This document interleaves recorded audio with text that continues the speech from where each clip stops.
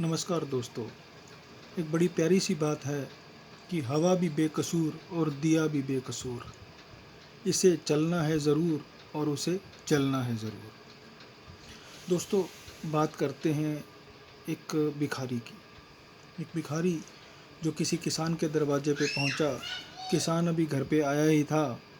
किसान घर पे आया, उसने खाना लगाने को बोला अपनी पत्नी से। बच्चे उसके पास आ गए, उसके साथ खेलने लगे। उसने खाना शुरू किया और भिखारी गेट पे खड़ा यह सब देख रहा था। उसने सोचा अभी किसान घर पे आया है, बच्चों से मिल रहा है, तो थोड़ी देर बाद आवाज़ लगाऊंगा। पत्नी ने खाना दिया, किसान खाना खाने लगा और थोड़ी देर बाद भिखारी ने आवाज़ लगाई कि भिक्षा दे दीजिए मुझे। किसान की पत्नी आई और भिखारी को भिक्षा दे दी। भिखारी वहाँ से चला और सोचने लगा कि किसान कितना खुश है, परिवार के साथ समय बिताता है, इतनी अच्छी बीवी है, बच्चे हैं, घर पे सब कुछ बढ़िया है, फैमिली टाइम है, तो ये बहुत सुखी है। ये सोचते सोचते भिखारी जो है वो आगे बढ़ गया। थोड़ी देर बाद किसान खाना खाने के बाद अपनी पत्नी के पास आके बोला कि अभी हमें बीज की ज़रूरत है और पैसे हैं नहीं, तो कैसे करूं। उसकी पत्नी ने उसको सलाह दी कि अपने गांव के जो छोटे सेठ जी हैं उनके पास जाओ और बात करो, क्या पता वो आपको कर्जा दे दें। किसान ने वैसा ही किया। किसान परेशान तो था ही, वो छोटे सेठ जी के पास गया कि बोला बाबूजी मुझे बीज की ज़रूरत है, फसल बोनी है, तो आप मुझे 500 रुपये का उधार दे दीजिए। उसने जो साहूकार था उसने बोला ठीक है, मैं आपको उधार दे देता हूँ। साहूकार उधार देने के लिए उसे पैसे लेने गया तो उसने जो अलमारी खोली उसमें देखा तो 100 के, 1000 के, 10,000 के जो कैश पड़े हुए थे और हिसाब चल रहा था। ये देखकर किसान ने सोचा कि साहूकार कितना खुश है, इसके पास कितना पैसा है, कितनी अच्छी ज़िंदगी है, और मैं 500 रुपये के लिए परेशान हो रहा हूँ। किसान अपने पैसे लेके घर पे आ गया और साहूकार जो था वो छोटा व्यापारी था, तो उसको बिजनेस में कभी लॉस लग जाता, कभी प्रॉफिट हो जाता, तो वो भी उदास ही रहता था। तो और छोटा कपड़े का काम करता था, तो उसे बड़े व्यापारी के पास शहर में कपड़े लेने जाना पड़ता था।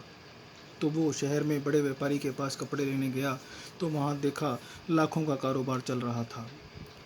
कितने लाखों के कपड़े आ रहे थे, कितने बिक रहे थे, ये देख कर उसने छोटे साहूकार ने सोचा कि इनके पास कितना पैसा है, ये कितने खुश हैं। मेरे पास एक छोटी सी दुकान है, हज़ारों का हिसाब किताब है, कुछ भी नहीं है।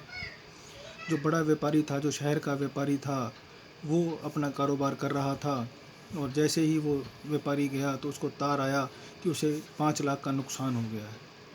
वो भी उदास हो गया, परेशान हो गया और इतनी परेशानी में था तो अचानक उसे उसके नौकरों ने बताया कि आज अपने जो गांव अपने शहर के जो सबसे बड़े सेठ जी हैं, राय बहादुर साहब, उनके यहाँ पार्टी है, वहाँ जाना है, गाड़ी गेट पे लगी हुई है, क्योंकि वहाँ लाट साहब भी आने वाले हैं।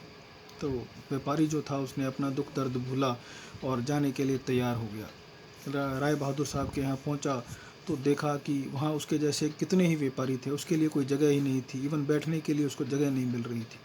वो सोच रहा था राय बहादुर साहब कितने बड़े आदमी हैं, कितने खुश हैं, कलेक्टर साहब आ रहे हैं, कमिश्नर साहब आ रहे हैं, इतने बड़े बड़े लोग आ रहे हैं, इतना पैसा है जिसका कोई अंदाज़ा ही नहीं है। वो सोच रहा था कि राय साहब बहादुर साहब बहुत बहुत सुखी हैं, लाट साहब भी उनसे मिलने आए हुए हैं, वो भी मिल के चले गए हैं। ये सोचता सोचता वो पार्टी अटेंड करके और अपने घर की तरफ आ गया। जो राय बहादुर साहब थे वो अचानक पार्टी से फ्री होकर अपने कमरे में चले गए। उनको लगा था कि उनकी तबीयत थोड़ी बिगड़ रही है।